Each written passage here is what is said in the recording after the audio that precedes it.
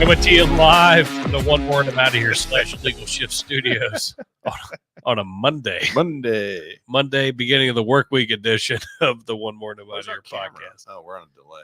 There we are. Hey, there I am. You would think this is the first time you've ever done this. You don't understand the way my brain works. Like squirrel. No, nobody does. I know. Nobody understands it. It's like we're on a delay. It's like, hello, caller. Turn your radio down. Andrew's afraid that he's going to get the C word from me. No, because I'm not sure, and you can't say that word. No, you can't say that word, or else you're going to get my mom might fly here and just beat your ass. No, I'm talking about the sickness C word. Oh yeah, you are sick. I've got a cold or my allergies. I don't know. He's going on worried. record. I wanted him to wear protection, but he wouldn't put it on. Nope, you can't make me. So you can't. He was like, "You can leave," and I'm like, "Can we? I need a barrier here of some fashion. I just feel like you're sickly." Well, you want to go back to 2021? That's cool. That's right. You want to live in? We need that. What they do? The band people were like in those little plastic things. We need those little pull those out. Piece of plexiglass. No, it's like those little. It's this little pod things they would wear, and I was like, God, that's so stupid. Anyway, and a snorkel. Do you have a snorkel? Maybe you could just put a snorkel in your mouth. No, I left it in the Dominican when I was there. Oh. I left it, and I didn't want to fly with it. Punta Cana. So I have no idea. I don't know if it's my allergies or if I'm actually like have a head cold. I don't know, but the temperature has been changing here drastically. No, it hasn't. Yes, it has. No, it has not. The morning time has been very cold. It was fucking 30 degrees this morning. 30 degrees. Careful. And the people that you've been around, you should not be worried about me. Look who's talking. You were at a party Friday night. Or Saturday night. You probably picked up something there. Oh, yeah. Congratulations to the Tukey's. Yes. They kept my neighborhood up. Right around the corner from Andrew's house. Just down the street. I was like, what is that? Actually, the tunes are pretty good. I saw Jeff going into a bar the other day, and I said, hey, sorry I couldn't make your deal. So I got my requisite cups from his party, which are pretty cool. They change color. Yeah. And then I said, the neighborhood's going to have to adjust to having you there because we don't have many parties in our neighborhood. Oh, so I could completely tell. I'd never been back there. It's pretty quiet. It's quiet. I like it like that. Yeah. Nice and quiet. Guess what? Peaceful. It's over. Our buddy Jeff's there. It's going to be Animal House. It's going to be Animal House every weekend. He's going to come. I could see him. Do you guys have an HOA back there? No. I could see him walking through our backyard like in camo, stalking something. I mean, I really could. So, Tukey's a good guy, and you know what? It's nice. I do mean this in all fairness. It's nice having some some funness back, and not that it was missing per se, but it's just kind of makes the neighborhood alive. So it's cool. I'm happy he's there. It was a fun event. Plus, now I know where to take my leaves. Exactly. I'm just gonna come dump them in his front yard. Right there. Leaf man. Any logs you're not gonna burn. Take them now, your fire man. There you go. Anyway, but no, congrats to Jeff and Crystal. That was a fun. It was a fun event. Yes, they had more parties than almost Princess Diana. I got to see Charles had when they got married. I'm serious. They've had like party after party. I got to see Andrew's house for the first time. Yes, and I drove by the palatial. Did you like my political signs? Yes. Joe goes. I was like, which one? You were like trying to find my house? Well, I said I know he lives down the street. That's it. And then Joe goes, nailed it. That's it. Which one made you giggle? The Trump head? The Trump head. The Trump head makes everyone laugh. So yeah, it's good. It's still there. Still being filmed, so don't get any ideas, you miscreants. Yeah, somebody apparently likes to take pictures of your house. Yeah. That was weird, man. Some dude, I mean, some guy on social, you meet a lot of cats on social media. Everyone's like a hero or a really big behind the keyboard. And some dude I think it was on one of the news pages. I made a comment, as my wont is, and we went back and forth with him for just a second. It wasn't a big deal. And then he sends a picture of my house from from like Google Earth. And I was like, okay, that's creepy. It's like, you know what? That's creepy. Sorry. In typical, and it wasn't his name. It was like, Big Johnny Slade or whatever his freaking online name was. And I was like, how do you come up with that name? I was like, okay. So I reported to Facebook. I blocked the dude, but I mean, it'd be interesting to see. I bet you Facebook does nothing. I mean, Facebook is like, oh yeah, but if you or I were to post something that one of their 450-pound pizza eating zit faced trolls in their mommy's basement that work remotely for them deemed like to be hate speech or partially incorrect or whatever they do, they put a blocker on it. There's a video. Have you seen the video from Minnesota that's going around about when Tim Walz in Minnesota and the riots? And it's not anything. It's not violence in the sense that people are hurting each other, but they're showing fires and the fires that were caused during the riots in Minnesota. And Facebook's got it behind a hidden thing. This video might be offensive. Oh yeah, I'm like, really? But no, this guy pulls that shit, and that's fine. Whatever. I mean, I just think it's creepy. I mean, I think it's also not good for his health if he comes over to my house. It's going to end. It's going to end particularly badly for him. But whatever. Definitely not good for his health. But I believe in the Second Amendment. Does that give you a feel of celebrity though? Like no, it's just creepy. You have touched somebody's life so much that they wanted to figure out where you lived. I mean, it's just creepy. But creepy. Like so we got the video. I don't know if we have it up. I mean, I know you've seen it. Remember the video of the lady that goes onto the porch and she's yelling at the people. She's an older lady and she's yelling at the people about how she hates their Trump sign and how. Oh, these aren't the new ones. No, I mean, there's just so many videos out there. Well, the one video that we played of the lady destroying the sign in the yard, but then there's videos galore and the guy driving over a nail bed he hits the Trump sign. He's laughing about it and he hears this thump, thump, thump, thump, thump, thump, right? And then he gets even more pissed off and unhinged because he just drove over a strip of nails. And his wife's like, "What are you doing? Like, why are you doing that?" Because he can't get. Because here's the deal. You want to know the deal? I'm going to tell you the deal. Trump derangement syndrome. Well, not only Trump derangement syndrome, which is not a thing, by the way, people. It should be. So here's the deal. Liberals, by and large, cannot. They operate off of emotions. Like I feel, right? You hurt my feelings. I tell people all the time, I don't care how you feel. I have no control over how you feel. Right. Your feelings are yours. I'm saying my things. When you start a sentence off with I feel, there's no logical end to that sentence. You say, I think, much better, right? I think that you're a moron. Okay. Yeah. Or I think that you're wrong here. Or I think you've missed the point here. But when you say, I feel, hey, man, I'm not in charge of your feelings. You know what? Go spend a couple of grand, lay on a couch, let a whole wing of people poke and prod you and figure out what's going on in that little bitty brain of yours. But whatever. So, yeah, liberals usually operate under emotions and they feel, and you hurt their feelings or they're offended by your signage or whatever. You know what? That's good though. I like you saying it. You just breaking it down like that. I've never thought about it that way. Of when somebody says I feel. Right. I feel. I'll think about it differently now. Yeah. Well, I mean, when they say, here's the deal. You have an argument with somebody, right? Or you're talking to somebody, say you're in the firehouse and whatever's going on. He's like, well, I feel. And you're like, oh, I mean, I really can't control that. That's neat. Bill, let's go back in the time machine and analyze why the fuck you feel that way. Right. Awesome. Oops, sorry, Mom. I said the F word. I apologize. That's normally my job, Andrew. I'm sitting by Jason, and he wore off on me, and I will pay penance for that later. Normally my job.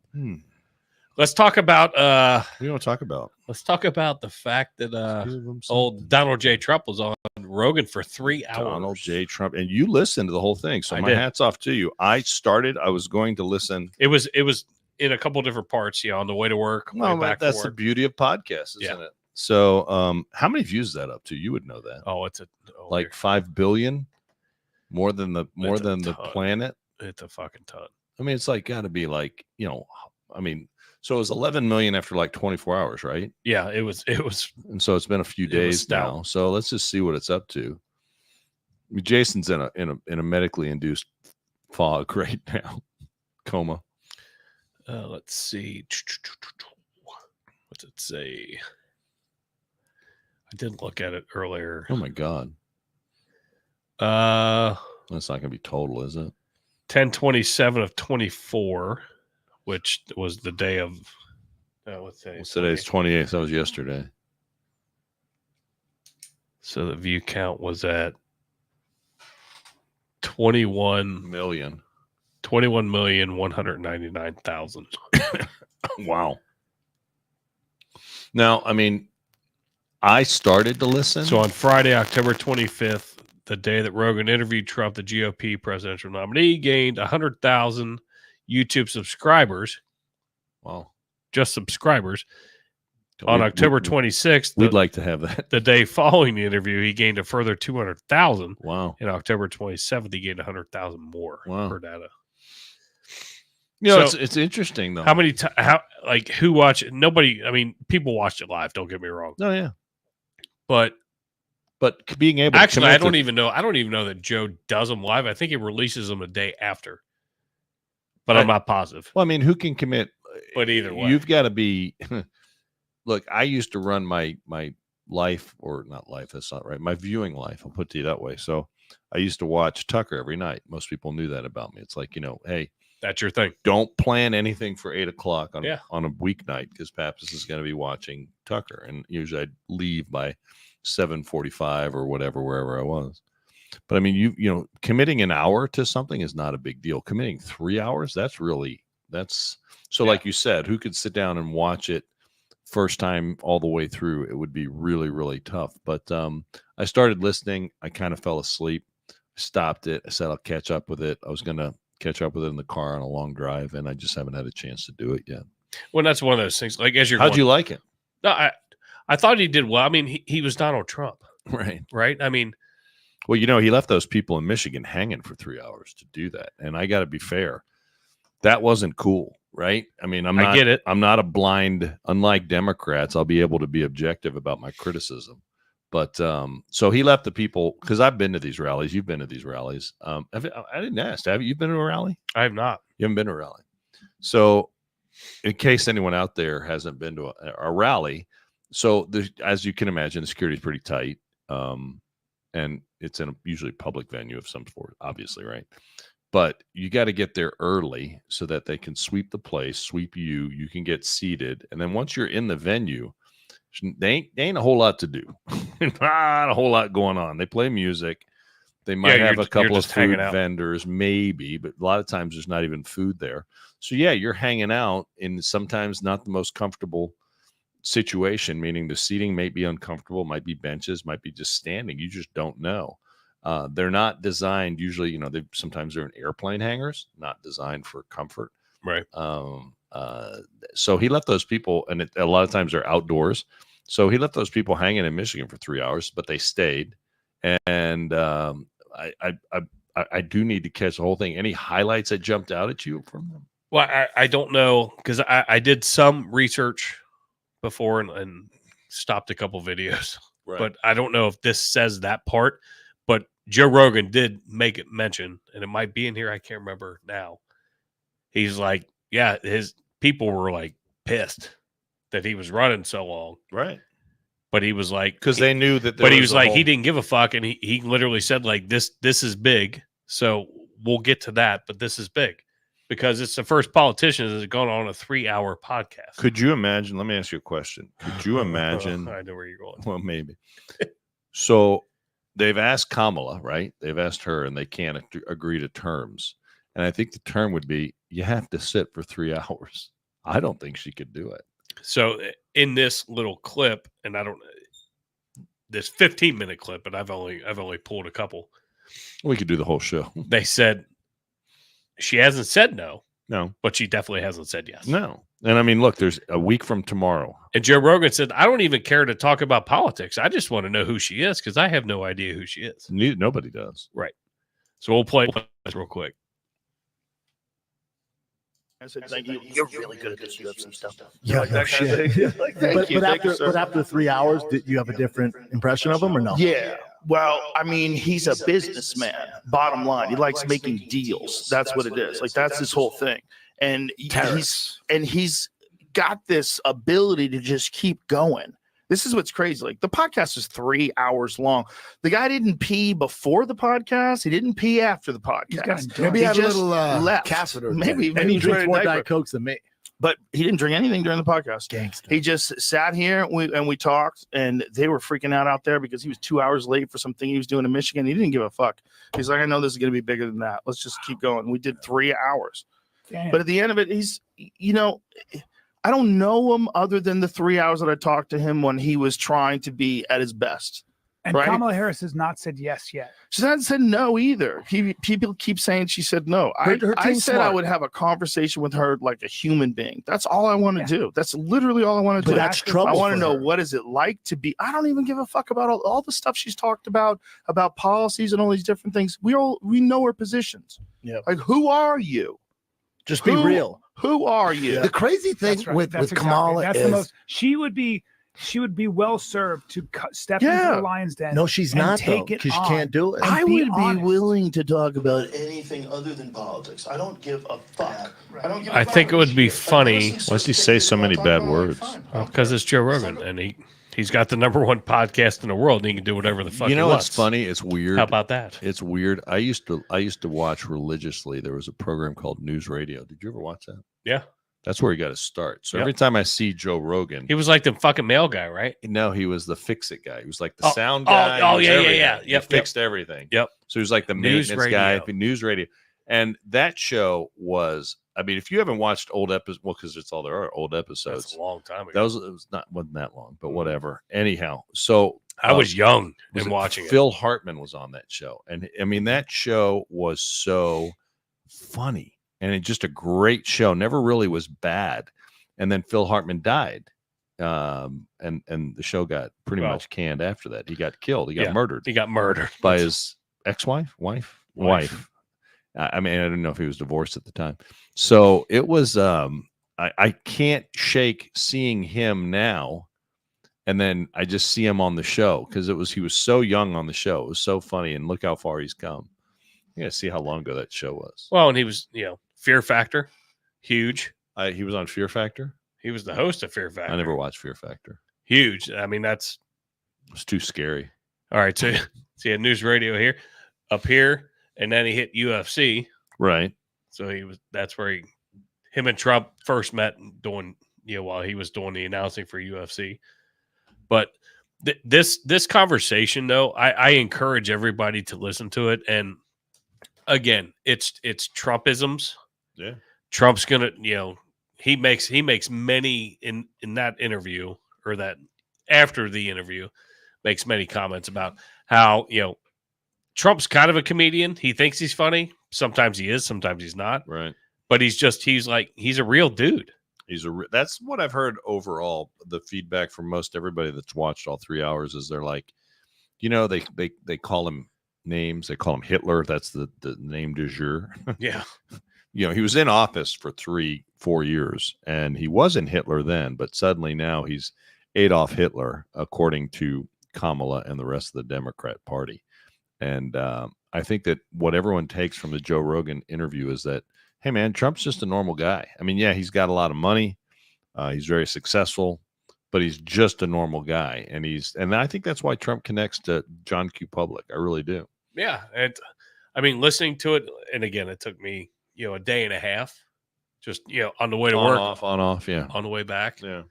And, my drinking bros that I normally listen to, they took a back seat to it because I don't listen to every Joe Rogan podcast because that's a lot. Three hours is a long time. It's a long time. So to his point of what he said is, for a presidential nominee, take away the fact he's a former president, to sit there, take time, and literally talk for 3 hours and unscripted. This was just a conversation. Kamala, And Rogan went all over the place. oh, I'm sure he usually does. He was, it's not just a typical policy shit. I mean, just stupid things. What was it like your first day in the White House? Now, he I said, heard that part. he I said heard that later, he part. was like, I wished I got a little bit more, but he started talking about the Lincoln bedroom. Right. I mean, just stupid things like, I wanted to go see the Lincoln bedroom. Right. That's the first thing. Right. You get to know the man behind the guy running. Well, it was, yeah, and he did seem and real. did run. He did seem real because he was like, he admitted that it was, although he expected to win, once he got into the White House and literally was walking through there, he was like, whoa, I'm in the White House. I mean, it was pretty cool. I got to mean, it was pretty cool. And I heard that part. That was early on. Yeah. But I'm going to have to listen to the other 2 hours. I caught about an hour. I'll catch the rest of it. And Yeah, it's the proof's in the pudding right now. The trajectory of the campaign seems to be in a positive manner. It's in a positive direction. We definitely have the momentum. I'm not saying it's not going to be a close race. It is going to be a close race. Oh, it definitely is. But I think with the latest odds on the betting sites are that I think it's 60-40. I think Trump's might be 61-39 or somewhere 59-41 or something like that. It's Trump's got a sizable lead per the betting odds. Now that doesn't necessarily mean squat, but it's an indication of where, if people are putting their money in this country, money does talk. So we'll see what happens. A week from tomorrow. Yeah, it's 1 week from tomorrow. coming up. Oh, well, that's when we vote. We may not know for days and days and days. I've got this guy. I've got this guy. This guy. I got this that I want to play. That in reaction to the fact that he's discussing how the media has changed. Yeah. And what you're able to do with the new media. Him going on Rogan has changed everything. I think so. And I agree with this guy, and I follow him, and I'm sure most of our followers follow this guy as well. Followers. What a day, man. What a day. Last night, that interview between Trump and Rogan, it just means so much more than just a presidential candidate being on the #1 podcast in the world. That signifies the end of legacy media. They can't pull that off. And they have lied to us for so long, and shoved agenda after agenda and lie after lie and propaganda down our throats since before I was even born. And nobody seemed to be paying attention until the last couple years. And, just what a historic moment. And I'll tell you another thing that signifies is all these politicians that hide behind 30-second news bites and get away with all this shit that they've been getting away with. That shit is done.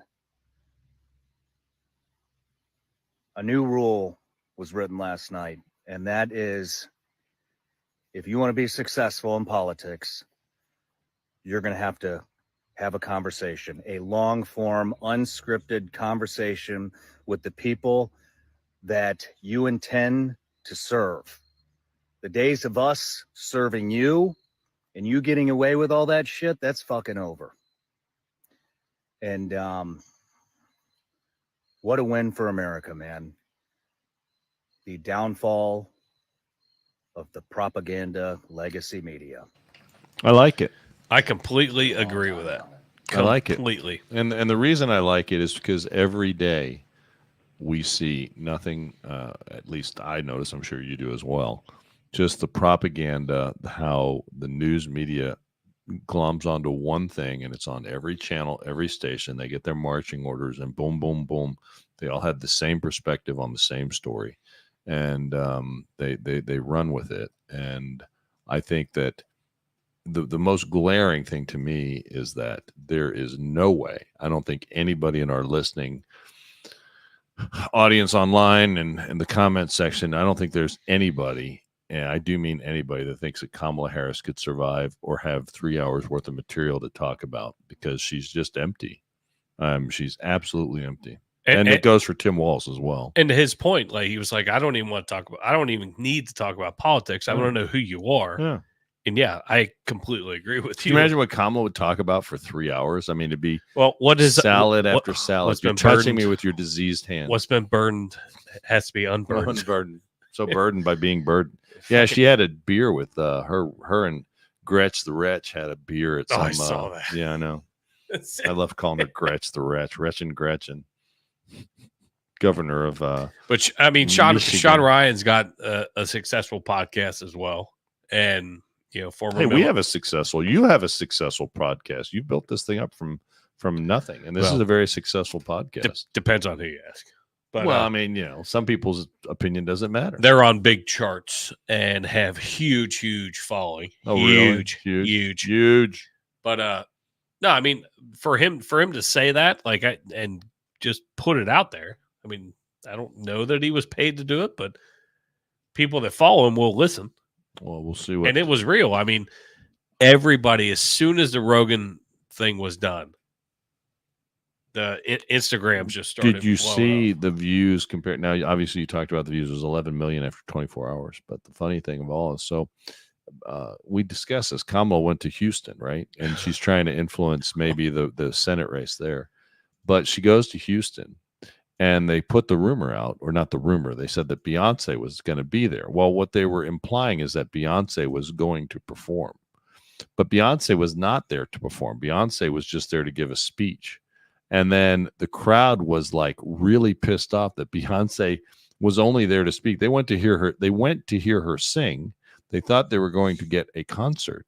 They didn't get a concert. And as soon as Beyonce was done, they were, I know you don't have the video, but they were visibly. I saw it last night, though. I should have pulled it. That's cool. They were upset and they left in drove. And especially if you compare. Alex Stein, Prime 99 was there. Oh, really? and he was live stream, not live stream, but video, all the people leaving. And he was like, and he was asking somebody, and some guy had a Kaepernick a jersey on, but it wasn't like any team's jersey. He goes, "I'm just with Colin." As they're there at the deal, the Kamala deal, and all of a sudden he takes his phone from this dude, moves it over, and he was like, "All these people," she's talking. All these people are leaving because Beyonce and who went out with her? I forget the lady in the suit, that weird looking suit. Yeah, I can't remember her name. He watched her, like he had a great perch right like, over the exit, and he's watching her, and they're like, "Well, Beyonce's gone." All these people were leaving because they thought Beyonce was talking or going to sing. They thought and now Kamala's just up here talking. They gave the impression that she was going to perform, but in typical Democrat fashion, they overpromised and underdelivered. So the people were pissed. They left. I mean, they went there for and look, last night, Trump, was it last night? Yeah, it was last night, wasn't it? Trump loaded up Madison Square Garden, loaded the place, waiting room only. The lines were miles long to get in. This is in blue New York because they love Trump there. They love Trump in New York City. And he loaded the place up. And now all you hear from the media, which is just hilarious. So we're talking about the media, right? And how you can bypass the mainstream lying media. They're saying, "Oh, they're equating it to a Nazi rally." It was a Nazi rally because in 1939, the American, I believe it was the American Socialist Democrat Party. I can't remember the actual name of the party, but they had a rally there. We've all seen the photographs. And that was in 1939. Well, you know what? Democrats have had rallies there too. I don't remember us saying they were Nazi rallies when the Democrats had events there. Let's see. And Madison Square Garden. The Rangers play there. I believe the Nets play there. I mean, it's to say everything that happens there is a Nazi rally is just absurd. There was a great video. Did you see the one I shared? I saw a list today as I was preparing for this morning. The presidents, and I'm not going to get all of them, but FDR had a rally there. Right. Eisenhower. Bill Clinton was there. I mean, there were Republicans and Democrats alike. It's a Madison Square Garden. I mean, it is a public. It's a public venue. Place, right. It's a public venue. But you're gonna.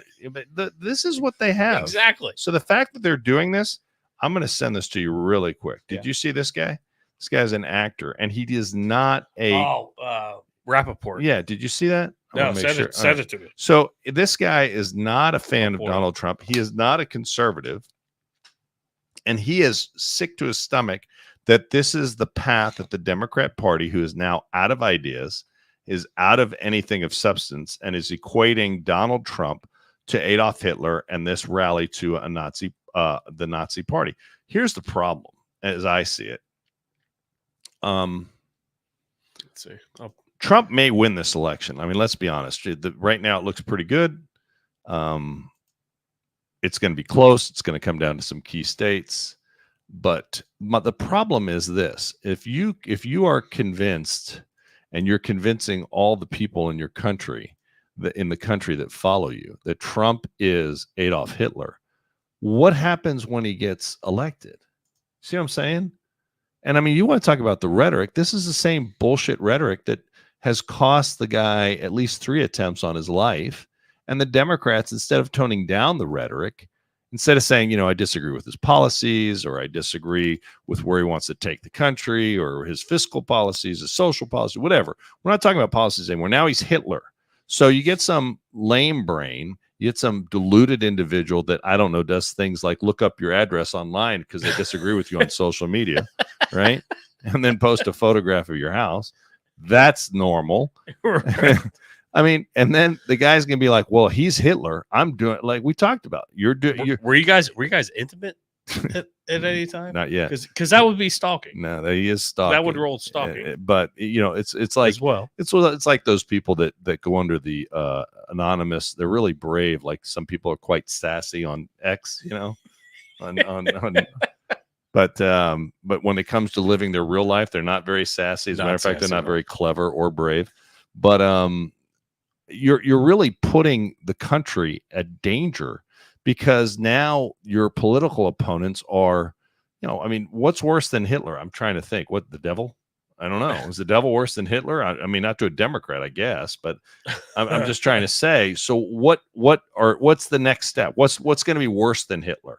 So anyone you disagree with is now the Antichrist, is evil, and then anything you do to defeat them is justified. You see what I'm saying? Oh yeah, it's just wrong. And I don't see many Democrats. Now, this guy, as I said, he is a Democrat. He is liberal. He hates Trump's guts. Listen to what he has to say. Tell me his name again. Donald Trump. Michael Call him Rappaport. whatever you want. I've given you gem after gem for years, but stop with the Hitler shit. Stop with the Hitler shit. Do not refer to Hitler and the Holocaust, the actual greatest slaughter and actual genocide of the Jewish people ever, for attention and political gain. Stop it. That Nazi rally that took place in Madison Square Garden in 1939 was just that, an actual true blue Nazi rally. So are you saying that anyone and everyone who shows up at Madison Square Garden for this upcoming Trump rally is a Nazi? That's a Nazi rally? Get the out of here. What kind of rallies are happening on the college campuses in New York City, in Union Square, where they're waving Hamas flags and kissing Yahya Sinwar photos? What kind of rallies are that? Do not mention the Holocaust, Hitler, to score political points when you ignore the greatest slaughter of Jews since the actual Holocaust, which happened on October 7th. Yep. All this Hitler talk, all this Holocaust talk, with so little Holocaust studies in schools. Do not bring up Hitler and Nazis when there are 101 hostages. Yeah, 101 hostages, and you say nothing about them. Cut the shit. Do not use Nazis and Hitler for your agenda when you haven't mentioned the 13 women that are still being held captive today while you're wearing your futurist female t-shirt. It's disgusting. Right. It's disrespectful to the victims and survivors of the Holocaust and to the real-time victims and survivors and the hostages of October 7th. Stop it. Now, I would never think that I'd have something in common with that guy, but I got to tell you, he's 110% correct. And he will go in and vote for Kamala, regardless of what they've done. He may not vote. He's flip-flop back and forth. I've seen a couple different videos, like to your point, left wing as left wing can get. Yeah, as left as you can get. But then all of a sudden I see him change. But it seems like he's normal to the point where he will grab onto what the topic is and be like, dude, you guys are going about the wrong way. But yeah, he is very, very left leaning. Very left leaning, but that's the mantra that has been put out by that's the marching orders that the Democrats are now all marching with, and more importantly, it's the one the news one is the news is all running with it too. I'm gonna find you. This is so funny. I'm reading some of the comments, but anyway, so I think the Democrats are really running on fumes right here. So the trajectory, like I said, of the election seems to be on our side. I think we had some reports about the early voting numbers look really, really good for Republicans, especially here in Ohio, where we usually lag, Hamilton County, where we usually lag behind the Democrats by a long. I wanted to ask you how that worked. So, what works? So you go in, you vote. You early voted. I early voted. I know multiple people. I got my captain to early vote. Yeah. He was like, man, it was simple. Easy. Super simple. Right. But so those numbers, are those numbers just held and stockpiled? What do you mean? The votes? Like as the votes are coming in, like who knows who those votes? Oh, those votes aren't open yet. Those ballots aren't open. Yeah. So that's all in. This is new to me. Okay, so when you cast your ballot, I'm asking for education. Those the ones that are done. So two things. So the early, the absentee votes, I don't believe those are opened yet. They're not opened and scanned till election night. Now, maybe I could be wrong on that, and someone will correct me if I am. But it's much like early voting. Early voting, you go in, you ask for your ballot. Now they're getting the numbers from the people that are requesting ballots at the voting place, so they could tell if you're an RD by your past voting in the primary. But then you scan. So you're asking, do they have the vote totals yet? Do they know who's winning on the early voting? No, they have no idea who's winning because those machines are not read yet. What they'll do is all that stuff gets read into a computer, scanned. It's on the memory card, and then come election night, I believe they will then just read the memory card. That's when it's been much like they would read the memory card of the machines that are brought in from each polling location. Okay. All right. Yeah, I didn't know if they got that information. And it's the first one. Usually, it's the first one's counted because they have it there. So, like when polling night, when you're seeing the early returns come in, a lot of times it's the early voting numbers are the first ones. You'll see so many votes, but only 0% precincts reporting. You're like, well, how's that possible? Well, because they haven't gotten the cards back from the machines yet. But the numbers do look good. We've closed the gap. It's not a huge advantage. They still have a little bit of an advantage, but not like before. And I'll be frank, I'm not, I'm knock on wood. You hate when I do that, but I'll tell you straight up, there's not a lot of momentum on their side. And this Nazi rhetoric that they're pulling is only going to hurt them and not necessarily help them. I think it helps us. So, I pulled this one up too. Yeah, you wanted to play a little bit of Frankenfred. So obviously they're saying the path to the White House is through Pennsylvania. It is what we're hearing. Well, right? It is. That's pretty common. Yeah. So, and Fetterman is from Pennsylvania. The hoodie governor. Yeah. But I saw this. I found this interesting and kind of made me go because it just brought me back to Anderson Township as he was sitting there talking. It's astonishing. I was doing an event in Indiana County, very, very red, and there was a superstore. Yeah. Why? What is it that you see that he appeals to in your state? There's a difference between not understanding, but also acknowledging that it exists. And anybody spends time driving around and you can see the intensity. It's astonishing. I was doing an event in Indiana County, very, very red, and there was a superstore of Trump stuff, and it was 100 feet long, and it was dozens of T-shirts and hats and bumper stickers and all kinds. I mean, it's like, where does this all come from? I mean, it was almost like Taylor Swift kind of swag. It's like of everything. It wasn't just a sign. It's the kinds of thing that has taken on its own life on that. And it's like something very special exists there. And that doesn't mean that I admire it. It's just like, it's real. And now you have, Musk is now joining him. I mean, to a lot of people, I mean, that's like, hey, that's Tony Stark. And that's the world's richest guy. And he's obviously and undeniably, he's a brilliant guy. And he's saying, hey, that's my guy for president. That's going to really matter. You've alluded to the fact that people see Elon Musk as Iron Man, Tony Stark. Listen, let me say this. he's speaking much better than he did during the campaign. No, he's really. I mean, I have no disrespect to the guy. It's nice. I'll say to see, he's not having a stroke. For no, one, he's but recovered quite a bit from his condition. He's Yes. still. I mean, he makes me look like a sharp dresser, so I appreciate that as well, and fairly thin. But it's hard to disagree. I mean, look, he's seeing what's happening in Pennsylvania. The road does go through Pennsylvania. It's hard to see a victory path if Pennsylvania, they have this blue wall that they have to maintain. If Trump can chip away at some of those. I read a report today that said even New Hampshire might go for. Now, that's very few electoral college votes, but the telling thing, they say New Hampshire's in play. Trump could win New Hampshire. They're like, okay, that's a bellwether. If Trump wins New Hampshire, without a whole lot of work and or effort, right? Then that's the momentum of the campaign. That's the momentum, the sentiment of the country. And they find that that's troubling. Democrats are truly freaking out.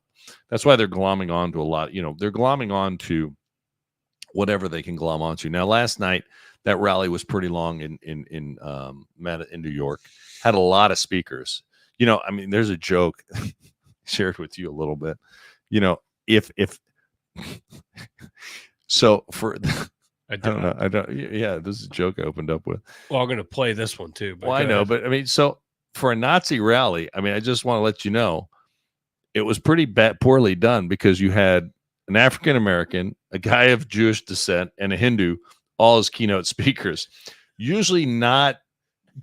It's usually not. Nazi rallies usually don't do stuff like that. So it was a pretty bad Nazi rally for being a Nazi rally. So whatever. Typically don't roll that way. Typically don't roll that way. They're like, I'm thinking of Blazing Saddles when he's in the robe. They're like, look, it's coming off. I mean, it just doesn't work that way. So if you're that pathetic. Now, I will say this. You're going to play the clip, but not the clip of the guy when he said the joke. One of the comedians that has a big, I don't know the guy, but he's got a huge, what's his name again? His name's Tony Hinchcliffe. But his thing is Tony Kill Tony, okay. out of Austin, Texas. Okay. And they had him perform there. He has a big following? Yeah. Okay. Huge. He made a joke that, now comedians do what? Comedians make jokes, right? And part of being funny is sometimes you say edgy stuff that can be offensive. Correct. That's just the nature of comedy or it used to be, at least. Correct. So I get it. I heard the joke and I was like, probably should have picked better material for, I don't know, a political event where they putting you in front of, a bunch of potential voters. But that was like one joke he was on there for a while, right? Yeah. He spoke for quite a while. Yeah, he was up there for a bit. I was actually surprised that he was on, that list. But I mean, I don't know how he's got to follow. And so what you have to realize too is Tony Hinchcliffe is associated with Rogan. Oh, he is. Okay. They're because Rogan's studios in Austin, so they all and Rogan owns. See, I didn't know that. You know that? Rogan lives in Austin. Rogan has a comedy club. It's called what is it? Somebody will shoot me in the comments. In Austin. Something like Comedy World or some shit like that. Oh. I see, this is all news for me. So this is why this is all like kind of, I think, probably associated. I don't know, but I mean, at the end of the day, I found this shit funny as hell, and just because it's our podcast, we can do what we want. We do what we want. I want to play it. Proud to say this is my 4th time performing at Madison Square Garden, the most famous arena in the damn world. The American dream, alive and well, right here. This is very different than where I'm used to performing, though. I'm used to nighttime with people drinking, not so many babies in the crowd, and people that are obviously only here for Lee Greenwood tonight. Normally, I don't make my political beliefs a known thing. It's divisive for a comedian to do that, but just know I sleep well at night knowing who I'm voting for. Yeah. When I lay down and my head hits my pillow, it is a fantastic pillow, by the way. I was staying at the Four Seasons up by Central Park one night, and I laid my head down, and it felt so good, and I thought to myself, what an amazing pillow. I have a little bit of money now. I could buy a good pillow. And I took the pillowcase off, and there it was. My pillow, my pillow, my pillow. And damn it, I bought 4 of them. And if you use the promo code KillTony, you can also buy 4 My Pillows. There's serious stuff happening, people. I live in the great state of Texas now.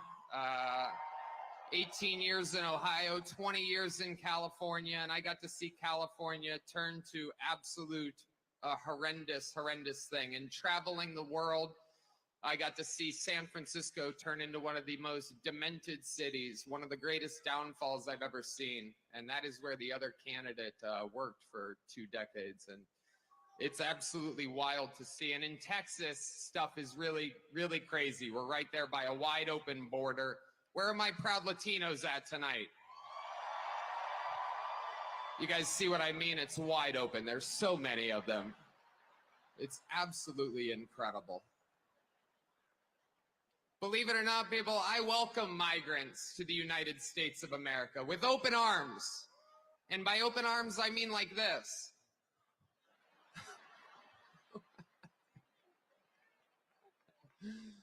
It's wild. And these Latinos, they love making babies too. Just know that. They do. They do. There's no pulling out. They don't do that. They come inside, just like they did to our country. Republicans are the party with a good sense of humor. Free speech is under attack, people. I host a show, and each week I get updates what words we're allowed to use and not use anymore. It's happening right now the past few years. It's a real thing. And, you know, used to be able to tell people to Google stuff. My mom's a boomer in the state of Ohio, and there's no convincing her of anything. She's eating the cats. She's eating the dogs. They're eating the pets up there. It is absolutely wild times. It really, really is. And, you know, there's a lot going on. Like, I don't know if you guys know this, but there's literally a floating island of garbage in the middle of the ocean right now. Yeah. I think it's called Puerto Rico. Okay. All right. That was the joke. You know, it was long getting there, but that was the joke that they're focusing on and how people are taking offense. Between that and the P. Diddy, he made a P. Diddy comment earlier that where the Democratic Party is now turning into a P. Diddy party with all the bullshit. But like you said, it's edgy. Well, that's comedy in its definition. Now, I have to tell you, I didn't see the Democrats. Now, I saw a lot of condemnation, and I condemned her too. But you remember there was a comedian during the first Trump race that pretty much ended her comedic career, Kathy Lee Griffin. Yeah, you said that. Is it Kathy Lee or Kathy Griffin? Kathy Griffin. I mean, if you remember this, she was edgy at the time. She felt like she was edgy at the time. And I didn't see the Democrats run and condemn this. Now, yes, the Republicans definitely condemned it because the argument could be made that this is crossing the line from humor to promoting violence. And when she held up, remember when she held up the head of Trump, the bloody head of Trump. So you may not be able to pull it up because it might be a different format. But I got it. I mean, whatever. Just takes me a minute to go through all the shit. You get a lot of stuff, and that was pretty quick. But I mean, it just, you know, I feel like the Democrats. Yeah, remember that? I mean, where were the Democrats then? And guess what? They're pretty quiet. Every one of her comedy shows has been canceled. Was canceled. Right.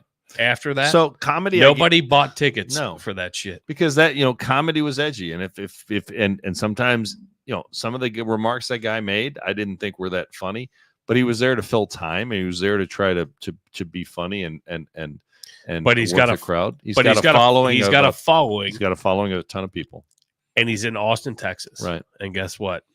Texas is voting for Trump. Well, Texas is voting for Trump. Ohio's voting for Trump. Texas's big battle is going to come down. But Kill Tony is in Texas. Right.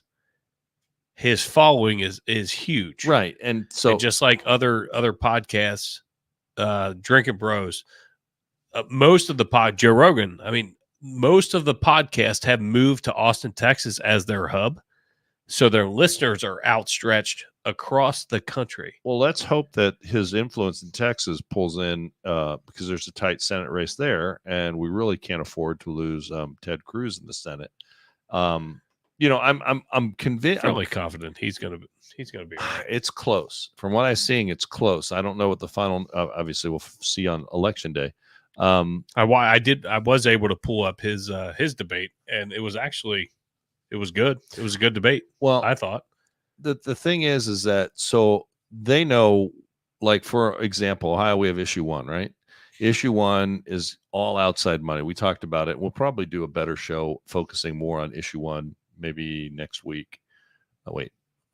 This later. Well, let me think. But anyway, we're gonna figure it out. We'll figure it out. Go off air. No, we'll see. But my point is, issue 1, obviously, if you've done the research on it, the money comes from out of state. And the reason why is it's been said, they want to make red states blue. And one way you can do that is if you control the redistricting lines and put it in the hands of unelected boards that are answerable to nobody. That's why the money for redistricting Ohio, issue 1, is all coming from out of state and from states from very liberal sources.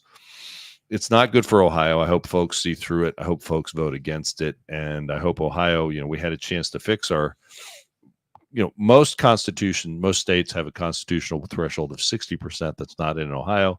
It's 50 plus 1. So it's a prime state to have paid solicitors solicit signatures to petition things to be put on the ballot. And then that's how we get to the situation we're at right now here in Ohio. We'll see what happens. I mean, it's going to. I just hope folks get in the voting booth. Now, you voted like we talked about, and a lot. I don't know how many people. If you voted, comment on the comments section if you voted, because a lot of people are going to go into the ballot box and they're there to vote for the president, right? A lot of people are there to vote for the top of the ticket, maybe top 2 races. Who knows? It's a long ballot. Yeah, it took a while, right? Yeah, there's a lot in there. There's a lot in there. I mean, it's I believe it's 3 pages or 4 pages. I can't remember the number. It might be 3, but it's 3. It's 3 front, back, and then the front. And so it takes I wish they would come up with a better system because it takes a while to circle them or to square in those boxes with this little bitty pen. I would rather do that though. I miss the Chads.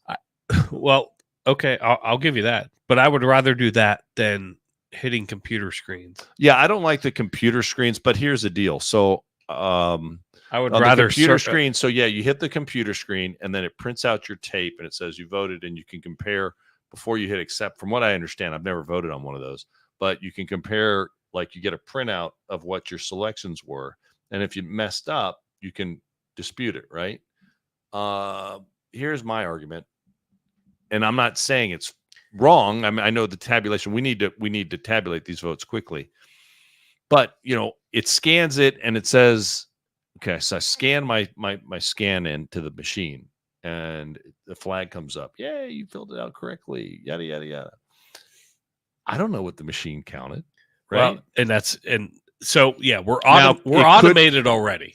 It could be there is the ability, and I think that the Board of Elections then are able to, since the paper stays in the machine, and they are able to audit on a limited, on a test basis. They can go in and they could say, okay, we're going to hand count the machine totals on machine A. And then we're going to compare it to what the computer card said for machine A. At least that's auditable, meaning they do keep that stuff. And I know that, so I have confidence that they do at least audit the vote. And I do have confidence in the vote here in Ohio. Other states, I'm not there, so I don't know. I did see a report. I mean, honestly, we're fucked either way, though. Yeah, I mean, you need to do something. You have human error of me, you. Right. There's a lot of votes. And 10 other people sitting there at this precinct counting. Right. Human error is going to happen. Human error will happen.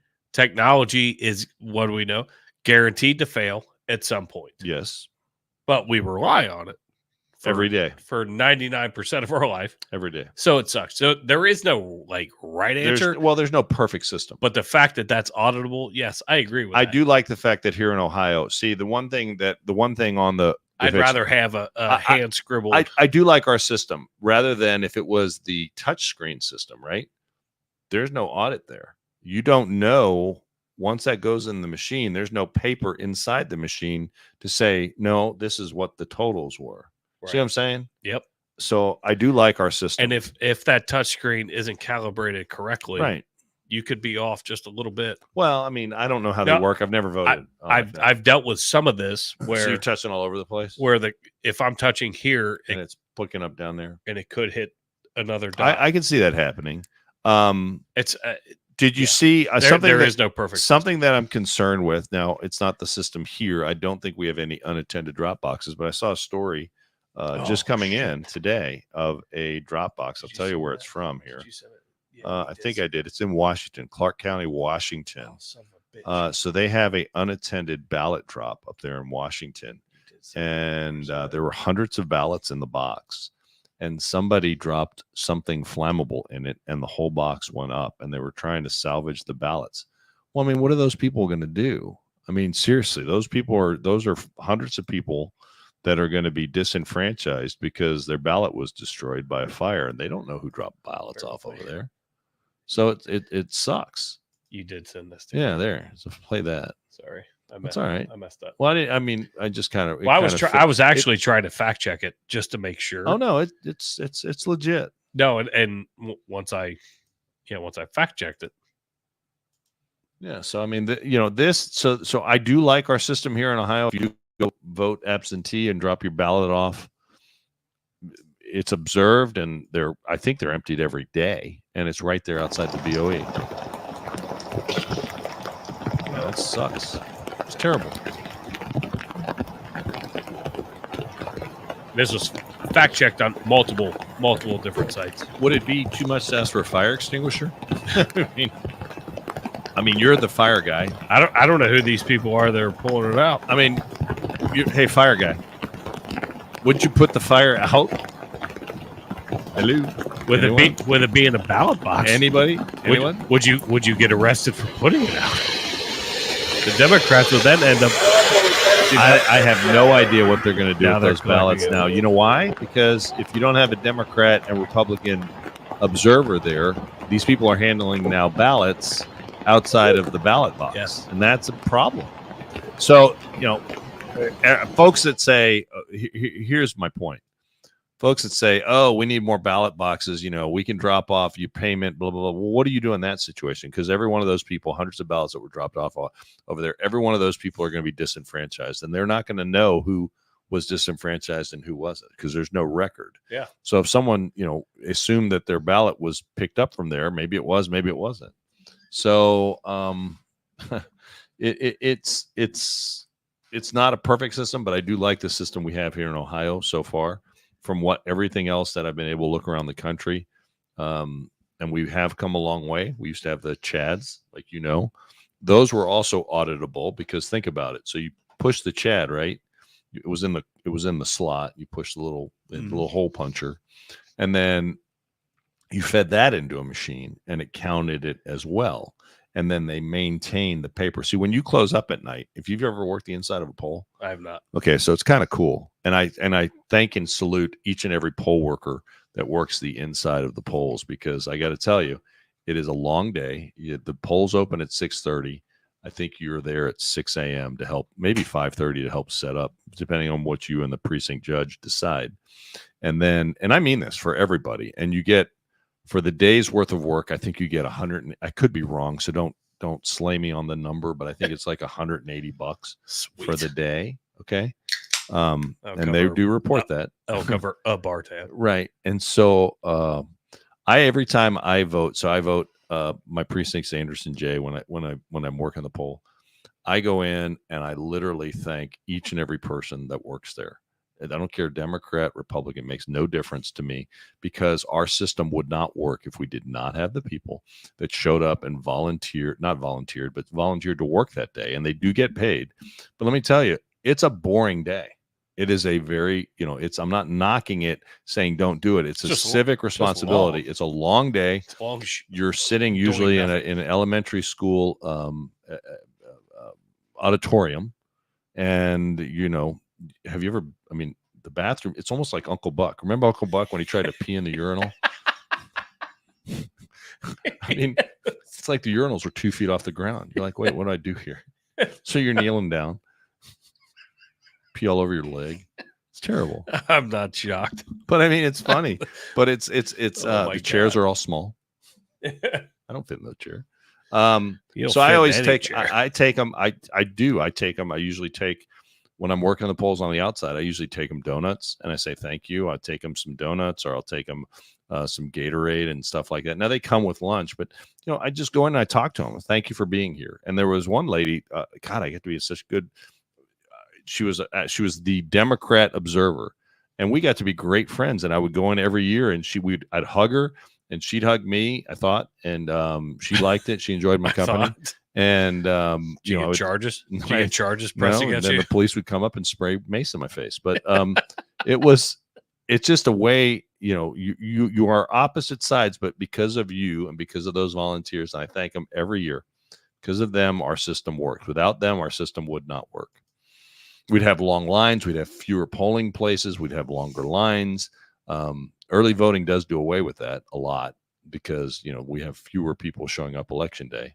But I'm very happy that we have the people that take time out of their schedule and work. And for years, it was the same people over and over. I'm starting to see some new faces, at least at my polling place. But, if you have the time, volunteer at the Board of Elections. I say volunteer. You just go up, sign up, you take a class on how to work the polls because there are some things you need to know about. What else we got today? Oh, we did. It's almost an hour, so we were talking about fascist. We're over an hour. Isn't it amazing? At least to you, how quickly it's gone from joy to Hitler? Which one? It's like we're going to start off with joy, and then we're just screw it. That's not working. Let's go to Hitler. It's unbelievable. These people just have no shame. It's probably an ad. Oh, it's offline. Shit. Oh, they pulled it. Oh, they pulled it. Why'd they pull it? The BBC pulled it. Well, it's not available on this device. What does that mean? So that means why they pulled it. They asked her, it's a BBC story, so why they moved from joy to calling Trump a fascist. And I mean, it's just ridiculous. I mean, it's just whatever. And let us not forget, let's go to that story next. So Jason and I used to have a countdown. Remember we had the countdown? How many days has it been? 13 days. Do you know, Democrats and voters, do you know how many days it's been since Kamala Harris has had a formal press conference? Now, what do you mean by formal press conference, Pappas? What I mean is, so you go have a press conference. I was going to ask you, what constitutes? A formal press conference is you go make a statement, right? So let's say you want to say, I mean, whatever, this iced tea is good. I'm here to introduce this iced tea. And you're standing there and there's a myriad of reporters, any number of reporters out there, right?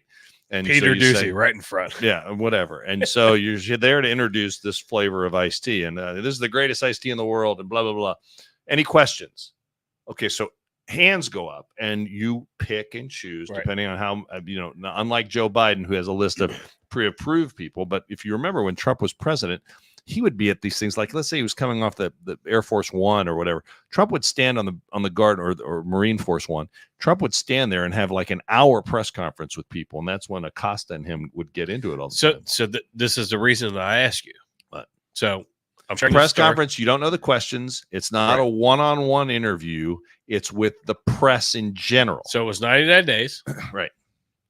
Kamala Harris has yet to do a formal press conference. Not one. But what I want to know is formal, because as soon as I pulled this interview up this morning, I'm watching Fox News on that TV. Right. She gets off a plane at Andrews Air Force Base and talks to reporters. Does that count as a press conference? Because in my mind, it does not. It doesn't, because number one, she probably gave. And it's how long did it last? How long did it last? Yeah, a lot of noise. About 7 seconds. How long did it last? Not long. No, like 5 minutes. Yes. That's not a formal press conference. But literally all you heard was, I mean, she couldn't do a formal press conference that would last hours. So that's the reason I ask you that. Yeah, that's not a formal press conference. And, you know, she probably answered questions about where she was that day to the press, right? Formal press conference, it's open for anything. They're asking questions about anything. I would have to go back because I watched part of it, but I was too busy like getting our stuff together. So thank God somebody was. But I was listening like a little bit, and it was, you know, her bashing Trump on, you know, just anything and everything. Yeah, well, the reason she was late was because Donald Trump, blah. I mean, and then whatever Donald Trump, blah. So that was. Yeah, she hasn't had going on Dateline. Going on Dateline is not a formal press conference. Is sitting down with a friendly interviewee is not a formal press conference. And even she's been on MSNBC, and I mean, borderline. You know, that's just a friendly confines. But she couldn't even do a stand-up presser there. That was more of an event. That's more of a campaign event. It's not a press conference. And even those friendly environments where she's been on CNN. She's flustered by the questions, and the Democrat, you know, Axelrod's like, you know, she can't answer a question. She just can't answer. She's just vegetable lasagna. Yes. The Axelrods, when the Axelrods are saying no. When you have David Axelrod calling you vegetable lasagna, you've got a big problem. He's supposed to be in your camp. Oh, we got this one too. Hold on. We're getting ready to getting through some material today. Oh, so yeah. I like it. So this is we want to. So I just want to prepare you for. So we all know Tim Walz is weird, right? Tim Walz is a weird dude. There's no question. No, he's not. No, he's a weird bird. Tim Walz is a weird bird. But you know who's even more weird than Tim Walz? It'd be Mrs. Walz. His fucking wife. His wife is one odd bird. So they're asking her, I believe the question, because it clips it out here, but the question was something about learning environment. And it was in the vein of, you know, they were discussing tampons, and, you know, Tampon Timmy is very famous for putting tampons in the boys' restroom. I want you to hear her response to this. Hungry in school, what that does to brain and learning, you're not going to learn to read. So if you're talking about learning to read and closing gaps, then you better take away the barriers for that. If that's tampons, then that's tampon. You know, kids are hungry in school. What that does to brain and learning, you're not going to learn to read. So if you're talking about learning to read and closing gaps, then you better take away the barriers for that. If that's tampons, then that's tampon. Hey, Ma, I'm hungry. What the fuck? How about grabbing me a maxi pad? That makes no sense. Makes no sense. But in her mind, it makes perfect sense. Tim Walz was doing a presser, not a presser. He was at a deal today or yesterday. And there was a little bit of somebody, you know, like they've had some people. The one guy yelled out, "Jesus is Lord" at a Kamala rally. Yes. She said, "You're in the wrong place." Now she's claiming she's very religious. Go figure. Those don't add up. Created a different, I didn't have that video, but created a different accent. She's got an accent every day. Depending on confine, depending on where she's at, she's able to do any accent at any time. She's a complete and utter enigma. She's a sponge. She can just soak in what she needs to be, and she's that for that moment, and then it's done. It's gone. But Tim Walz had a little bit of a problem keeping focus just because there was, you know, some people in the crowd that may not have agreed with him, but he can't handle anyone interrupting him. We are running like everything's on the line because everything is.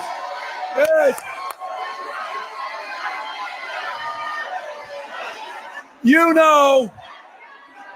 know we're running everything on the line. Thank you all. The guardrails that used to be around him are no longer there. The guardrails around Donald Trump and totalitarianism.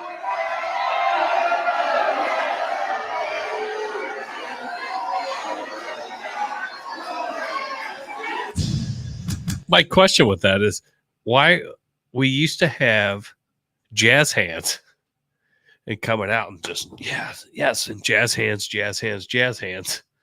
And as soon as he gets a little bit of apprehension against him, then he locks in and he's like, oh shit, I don't know what to do. Kamala, where are you at? He is, he is, I mean, I've seen stories and I've shared stories about how much in Minnesota, how many contracts go to people that donated to his campaign. So it's almost like pay to play. This was probably one of the worst VP choices any campaign has ever selected. Yes. And they did it out of desperation. I think they probably floated the idea. A smarter choice would have been obviously Gretchen.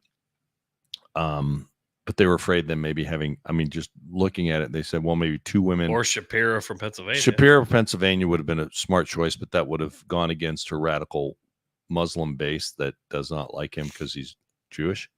That's my opinion, but it's been echoed a lot.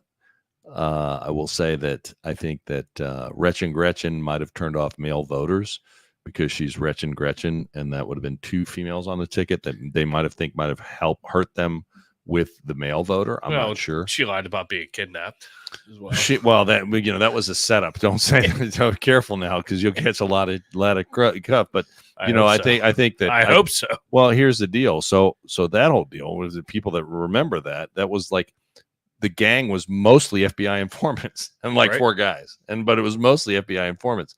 Look, Gretchen has her issues in Michigan. Fuck her up and find out. Said that'd be too much. Period. That'd be. Can you imagine? Those? God, they'd be like, don't go in there. We got to pay our mortgages. We're going to war on Monday. The period's happening. Holy shit! There's so much estrus. Oh my God! It'd be like the White House would be literally not a fun place to be. But every Secret Service agent be miserable. Transferring out. Miserable. You know what? I want to be a uniform guy out front. I don't want to be in this house clicking tickets. I don't want to be out here. So she said, "Could you imagine if they were synced?" But I want you to compare him. I mean, they would sync because they'd be Falk, around I each love other. you. So Falk, could you imagine? Could you imagine? I mean, if you just compare, literally, I had a lot of folks not know who J.D. Vance was. Do you know how many people have reached out to me and said, "Man, you guys in Ohio have one hell of a senator. That guy can think on his feet. He's sharp. He's witty. He's intelligent, well-spoken, and nothing rattles the guy." Remember he had an event and somebody shouted out Jesus is Lord at a JD Vance event. You know what he didn't even blink. You know what he said? Yes, he is. Kamala said, you're at the wrong rally. Yep. Walls, somebody shouts something out and his brain short circuits because he can't figure it out. Oh, yeah. Now, we shared some stories that were on X that never panned out. Somebody made some accusations. The guy on X. Now, I've looked into the account. Account's been taken down. Now, the funny thing is he had like 40 or 50,000 followers. I think that's kind of a lot. So the account is still there, but the content is gone. He's not mentioning it. So obviously that was either erroneous information or it's been squashed and somehow not able to be backed up. Great, whatever. So we stopped talking about it. But I just find that Tim Walz to be just a repulsive. He's just not somebody I would want to even be around. Right. And you couple him. Not that she can overcome that because I want to be around her less. So I don't know. It's a week from Monday. It's a week from tomorrow. I'd like to say this. If anybody has the time, if you're here locally, because we are in Anderson, we're here in Anderson Township, Cincinnati, Ohio, and his phone's going to make the noise as much as he tries to lean away. But you checking your gambling deal? Anyway, if you checking my schedule. Okay, if you have the time and you guys can, if you want to be involved with this election, just go on our East Side Republican Club page and look up, just contact us, send us an email, say that you want to volunteer, go on our Facebook page, send us a message, and say that you want to volunteer to work the polls. We are looking for people. We are always looking for people to help work the polls because there's a lot of down ticket candidates that are not going to benefit from having an R or D next to their name. I'm speaking specifically, Jason, of our local judges, which is a very important position. And also we have a huge race here in Hamilton County. We have Melissa Powers running against a Democrat. That is a giant race. Melissa Powers is infinitely more qualified than her opponent. And, these are the things that affect where you live. These are the races that really have an impact on your life, your quality of life. And I think that safety transcends politics. Public safety, as we've discussed ad nauseum, transcends politics. It should not be a political issue when we're discussing public safety. And I will stack as we have experience with a certain judge here in Hamilton County that her name is Silverstein, and her apparent softness on crime, it's resulted in bad results. Own recognizance bonds. Right, bonds, which are huge. And we need to elect the most qualified judge, not the judge that matches your political party of the day. And I'm saying that because I know that we do a really good job. I know the judges that are running on our side. I know every one of them very well. They're very qualified. They are good jurisprudence, and they are just good people that will read the law and and enforce the law, rather than looking for victims to try to get off, that they were swayed. They did this because mommy didn't love them, or they felt this way, or they weren't breastfed, or whatever the case might be. So there we have it. So if you want to get involved, we actually have a meeting tomorrow night. We have a meeting at the Patriot Center at 645 Post 318, 6600 Clough Pike. Post 318. Post 318. We'll be there. As a matter of fact, I was at your post on Saturday morning at 8 a.m. Oh, I did see that. Yeah. It looked nice, didn't it? Yes. So the post had a Boy Scout troop come out there, and we had some volunteers help them. I appreciate you being out there. Well, didn't it turn out really, really nice? It did. And your post is going to be selling. So that we dug it out. They put some fabric down, and they filled it with mulch. Now they have a bench out there and a flower pot. I think it looks great, just in time for Veterans Day. Yep. And so that's going to look really nice. And then they're going to sell. Their long-term plan is they're going to sell pavers to put in there. Veterans bricks. Yeah, I think that's great. With the loved one's name, dates of service. I think that's fantastic. Yeah, I think it's awesome. That area is going to look really sharp. Yep. So I appreciate you going down there and helping. Well, it's not a big deal. I just mentioned it because I was at your post, and the guys down there have always been great to Anderson Township. It's a great place to meet. It's a great place to have an event, and they let us. We rent the hall from them, and they're not political. Don't misunderstand me. They are not political. They are apolitical. They do not put up political signs, so no one go down there and put up a sign. But they are just great guys, and they rent to Republicans, they rent to Democrats. You know what they see? Green. Yep. And I'm very happy because they need it. They need it, and we need it. Every American Legion post, VFW, all across the board. Everybody needs it. Right. So, go support them wherever you're at. We do have a meeting tomorrow night, 6:45 at the American Legion post on Clough Pike. If you want to come down, maybe get a yard sign before the last of the yard signs before the election, please come down. It will be 1 week out. What's your Friday look like? Friday looks like Friday. All right. I'll let you know. I'm trying to plan some stuff later on this week. We will get together. My hope is to get one more. Well, we might do either. What's your schedule? Friday, Saturday, Sunday? Hear me out.